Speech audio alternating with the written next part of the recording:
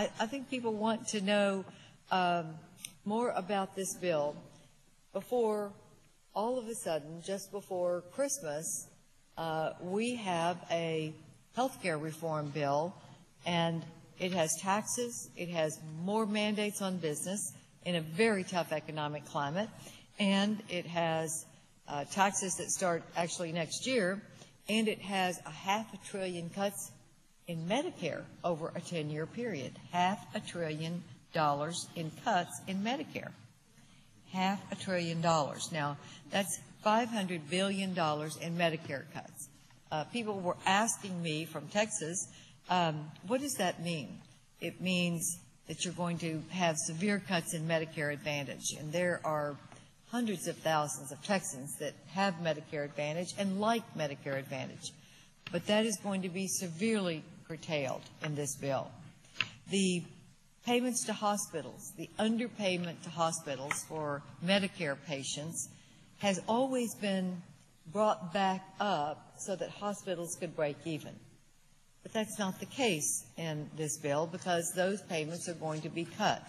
So the underpayment to hospitals is going to be a part of this bill. Now, that's going to hurt our rural hospitals. We're very concerned about the rural hospitals that are already having a hard time. Their costs are higher, and they have a harder time making ends meet. So we're worried about the quality of care that people are going to get, particularly in our rural areas, with these cuts to Medicare. There will be cuts to home health care. There will be cuts to hospice, nursing homes, the long-term care. These are the cuts in Medicare that are not going to shore up Medicare. They're going to a new program at the expense of Medicare coverage, Medicare treatment for Medicare patients. So, Mr. President, here we are. It's 12:25. We're going to be voting in about 30 minutes, 1 o'clock in the morning. And it just seems like it's time for us to say the American people are very concerned about this bill.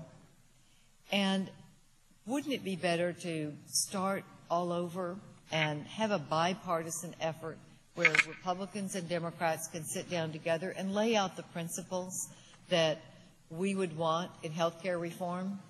Principles would be lower costs. Principles would be making sure that more people have access to coverage with bigger pools to lower the cost of premiums. I think my time is up, and I will certainly yield the floor to those who are wishing to speak.